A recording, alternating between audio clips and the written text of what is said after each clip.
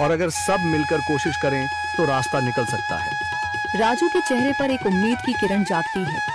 हाँ बाबा जी, अगर सब मिलकर काम करें तो हम पानी ढूंढ सकते हैं। हमने पहले कभी यह कोशिश ही नहीं की।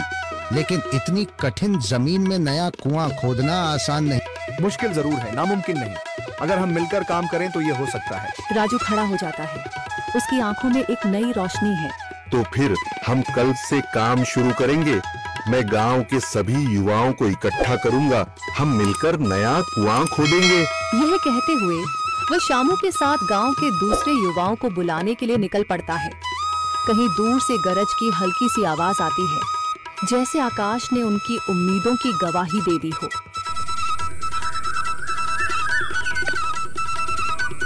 अगली सुबह राजू और शामू गांव के युवाओं को इकट्ठा करने निकल पड़े।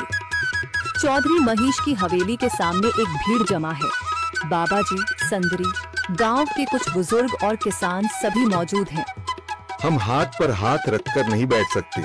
अगर अल्लाह ने हमें हिम्मत दी है तो हमें खुद पानी के लिए मेहनत करनी होगी। हम एक नया कुआं खोदेंगे। लेकिन राजू, क्या हमें यकीन है कि वहाँ पानी मिलेगा?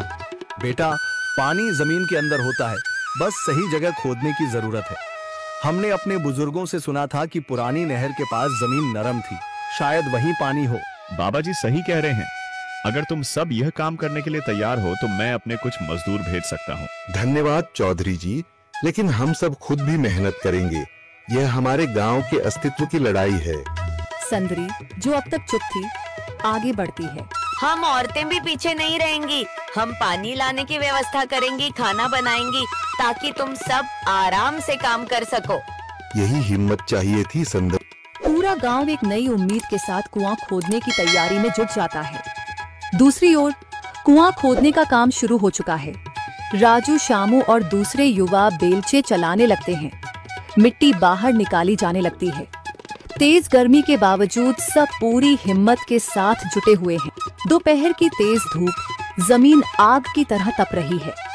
गांव के लोग लगातार कुआं खोदने में जुटे हैं। हाथ छिलने लगे हैं, माथे से पसीना बह रहा है, मगर किसी ने हार नहीं मानी। महिलाएं पानी और सत्तू लेकर आती हैं ताकि पुरुषों को कुछ राहत मिले। हमें और गहराई तक जाना होगा। अब तक सिर्फ सूखी मिट्टी और पत्थर ही निकल रहे हैं। राजू, यह बहुत कठिन काम है। अगर हमें पानी न मिला। अल्लाह मेहनत करने वालों को कभी निराश नहीं करता बेटा। तुम सब अपनी कोशिश जारी रखो, पानी जरूर निकलेगा। हिम्मत मत हारो। अगर अब रुक गए तो फिर कभी पानी नहीं मिलेगा। सभी फिर से जोश में आकर काम में जुट जाते हैं, मगर सूरज की तपिश बढ़ती जा रही है और कई लोगों की सांसें तेज चलने लगती हैं। तभी एक तरफ से रामलाल और उसके आदमी हंसते हुए आते हैं। अरे भाई, तुम्हें लगता है कि जमीन तुम पर रहम करेगी? हाँ हाँ, ना समझ लोग, ये सब बेकार की मेहनत है। रामलाल, हमारा हौसला मत तोड़ो। अगर तुम मदद नहीं कर सकते तो कम से कम मजाक भी मत उड़ाओ। मदद? हाँ, मैं अपने कुएं का पानी बेच सकता हूँ, मगर मुफ्त में नहीं दूंगा। राजू सब अनसुना कर फिर काम में लग जाता है। शाम होने लगती है, लेकिन अभी तक पानी का नामो निशान नहीं। कुछ लोग मायूस होकर पीछे हटने लगते हैं। राजू, शायद रामलाल सही कह रहा है, यह सब बेकार है। नहीं शामू, हमें हार नहीं माननी। अगर आज हार गए तो फिर कभी हिम्मत नहीं कर पाएंगे। तभी अचानक फावड़ा किसी कठोर चीज से टकराता है। एक अजीब सी आवाज आती है। राजू चौंक कर देखता है और जल्दी जल्दी मिट्टी हटाने लगता है। अचानक एक ठंडी लहर महसूस होती है। सभी लोग दौड़कर आते हैं।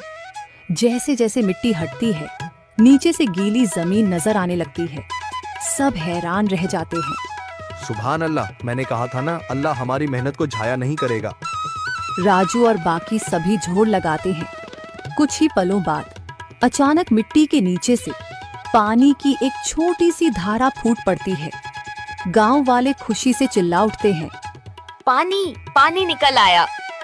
यह अल्लाह की कुदरत है रामलाल, जिस पर तुम्हें यकीन नहीं था। पूरा गांव आनंद से झूम उठता है। लोग एक दूसरे को बधाइयां देते हैं। औरतें दुआ करने लगती हैं। कुछ दिन बीत चुके हैं। गांव वाले नए कुएं से पानी भर रहे हैं, खेतों को सींच रहे हैं और जिंदगी फिर से पटरी पर लौट रही है। मगर रामलाल अब भी